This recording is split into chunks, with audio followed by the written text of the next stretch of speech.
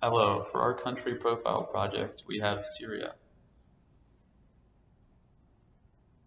At various points in its history, Syria has been a part of the Assyrian, Babylonian, Persian, Macedonian, Roman, and Ottoman empires. Syria has a rich history that dates back to at least 3000 BC and the invention of writing called cuneiform. If I were to go through Syria's entire history, the video would be much too long, so for the sake of brevity, I will begin with Syria gaining its independence from France in 1946. For several years directly after Syria gained independence, there were a series of largely bloodless coups perpetrated by colonels in the Syrian army. From 1958 to 1961, Syria opted to give up its sovereignty to join Egypt as the northern province of the United Arab Republic. Shortly after, an authoritarian socialist party took over, which crushed domestic opposition by setting up a police state. In 1970, General Hafiz al-Assad seized power and was sworn in as president the following year. Syria entered into several conflicts with Israel from 1967 to 1963, including the June War and the October War. From 1973 to 1990, Syria took part in a few minor military altercations, including another encounter with Israel and interfering with the Lebanese civil war. Hafiz al-Assad died in 2000, and his son Bashar al-Assad assumed the presidency. Though there was optimism that Bashar al-Assad would initiate the liberalization of Syria, he frequently detained pro-reform activists and used fake elections to maintain his power. In March 2011, anti-government protests broke out in several Syrian cities, and Assad responded aggressively by arresting suspected dissidents and killing protesters.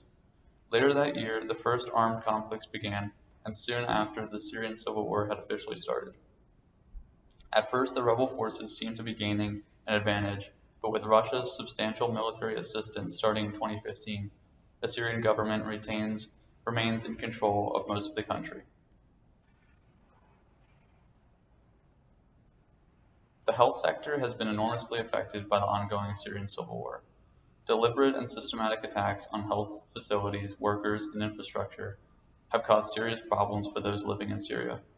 An estimated 2.9 million Syrians live in UN-declared hard-to-reach and besieged locations. Years of conflict have devastated Syria's healthcare system. More than half of the country's public hospitals and healthcare centers are closed or are partially functioning, and more than 11.3 million people are in need of assistance, including 3 million living with injuries and disabilities. Syrians often have complex medical problems like physical injuries and psychological trauma. The most common ailments are skin, digestive system, and respiratory diseases, as well as trauma-related mental and psychiatric disorders. Additionally, formerly eradicated diseases like polio have had new outbreaks. Although contained, they underline the problems that are facing Syria today.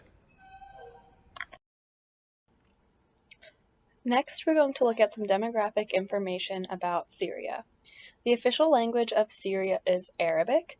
About 50% of their population is Arab, and it is a predominantly Muslim country. When looking at the population pyramid here on the right, you can see that Syria is likely experiencing high fertility rates and decreased mortality rates, which is interesting considering the ongoing Syrian crisis. It would be interesting to see how this changes over the next 5, 10, even 20 years as a result of the ongoing conflict.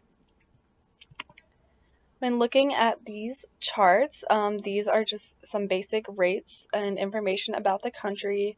We can see that compared to 2005, the population growth rate in Syria is actually shrinking. So whereas in previous years the country was growing, we can see here that there was significant decreases in the population as a result of the Syrian civil war. We can also see that the life expectancy compared to 2005 and 2010 has significantly decreased for both males and females, but especially males. Next, this next number I have circled here is looking at the number of refugees that are registered with the UN. So you can see in 2005 that there were about 328,000 Syrian refugees compared to 2018 where there are about 6.5 million. The infant mortality rate has increased. From 2005, it was decreasing, but after the start of the Syrian crisis in 2011, we can see that has increased again. This bottom chart here shows the maternal mortality ratio. So from 1990 to about 2010, Syria had made some significant reductions in their maternal mortality rate. But as you can see here in this latest data from 2015, it has increased again. It will be interesting to see as a result of the Syrian civil war how these trends will change over the next several years. In order to understand the healthcare system in Syria, it's important to understand the economy in Syria since the beginning of the conflict. In 2015, the estimated GDP was 50.28 billion US dollars, which is about a 30% decrease from the previous year. If you look at the graph to the right, you can see that every year following 2011, there's been a sharp decrease in GDP due to the conflict within the country. Unemployment in 2017 was estimated about 50%, leaving a workforce of only 3.7 million people. The service industry currently makes up 60% of this GDP, leaving industry at under 20%. Prior to the war, oil exports alone accounted for 20% of the GDP.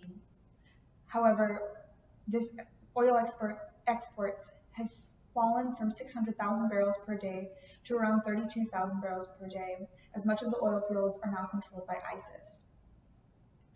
Currently, agriculture accounts for just over 20% of the GDP, and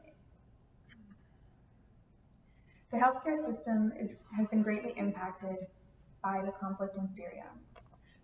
There are 1.2 physicians per every 100,000 people as of 2016. However, this is a decrease from the 1.4 per every 1,000 people seen in 2001. There's an attack on medical facilities in order to win the civil war. And if you take a look to the right, you can see that as of February 2017, many hospitals, medical centers, and clinics have been either damaged or destroyed. There is international aid being provided, however, many Syrians live in hard-to-reach areas, and there's a lack of transportation to the functioning facilities. There are accounts of death being reported due to road blockages caused by bombings and other types of military conflict. Medical personnel are also being targeted by violence. If we look at the graph to the left, we can see that not only do medical personnel suffer from shelling and bombing, just as other Syrian citizens do, but many are also tortured or executed. On the right, we can see the remnants of a Syrian hospital and ambulance following a bombing. Next, we will discuss the Sustainable Development Goals in action. These are the projects currently taking place in Syria to achieve the Sustainable Development Goals. Today, I'm only going to mention a few, but I included the link to the website so that you can read more about the details of each project. Looking at goal number 2, Zero Hunger, and number 12, Responsible Consumption and Production, the United Nations Development Program is working to revive tomato farming in Syria. Syria is considered one of the top producers of tomatoes in the world. However, since the beginning of the crisis, tomato production has decreased by 25%.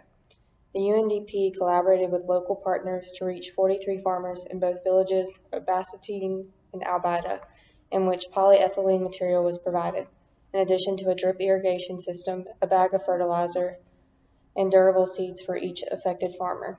After the intervention, up to 258 tons of tomatoes are expected to be available at the local village markets this past month of September. This production rate will hopefully reduce prices for consumers so they are able to add the Syrian staple back into their diet. The next project addresses goal number 6, clean water and sanitation. Before the Syrian conflict, access to clean water was not an issue. Now, Syrian people are struggling more than ever to access clean water for their families and farmers for their crops. The UNDP is working to address this issue by utilizing 2,000-year-old Roman wells that are found in many rural areas of Syria. They have currently rehabilitated 36 wells for drinking water and irrigation. So far, 450 families, roughly 2,250 people, have benefited from the project. Next, we're going to discuss the cultural norms of Syria. First, we will talk about gender roles. Family dynamics are patriarchal, with the father or eldest man of the house with the most authority. The women of the house are responsible for domestic duties and taking care of the children. In regards to education, men are pressured to excel in their studies in order to earn a respectable job. Women are encouraged to gain a good education, but it's not expected. Men and women both play a role in the workforce. However, it's considered shameful for a man to make less than his wife. The gender roles of Syria are slowly evolving as women advocate for equal pay in education. The LGBTQI+ community continues to face stigma throughout Syria. When it comes to family values, family is seen as one of the most important aspects of Syrian life. Privacy is expected in order to maintain the reputation of oneself and the family. Another important point to note is that many Syrian-born people are familiar or have even witnessed war, violence, oppression, or harsh authority. Next is religion. Syria has a history of religious tolerance with groups of Muslim and Christians in their population. In regards to the media, the Syrian Arab News Agency is the country's official news bureau. Daily and weekly magazines and journals are operated by both official and semi-official bodies. However, all media publishings are subject to government restriction. The literacy levels of Syria were once very good. In fact, prior to conflict, Syria had a highly developed education system. The literacy rate of the population was at a high 84.2%. Next, I want to talk about some of the initiatives and programs taking place. So the first is called Yalla Let's Bike, and its initiative started in 2013 when Sarah Zine was on her way to work in Damascus and was verbally assaulted. This led her to create an initiative whose goals were to divide traditional gender roles, combat overcrowded streets, and promote bicycling as a healthy and eco-friendly mode of transportation. The photo above shows a few of the 4,000 women who participated in the movement. Another program is called the UN Cash for Work program, and these programs are set in place for both men and women refugees. However, the one we'll discuss today is specifically for Syrian women. So the program takes place in Jordan refugee camps, and the program works to address needs of women and girl refugees suffering from food insecurity, lack of safe water or health services, and gender-based violence. UN Women provide a safe space along with empowering programs to aid in the development of women and girls. These oasis locations provide childcare services, counselors, and over 400 cash for work opportunities for women. This slide to the right pictures a refugee woman working as a hairdresser in the UN Cash for Work program. And these are only a few of the existing programs in place to provide Syrians with a safer life from the crisis.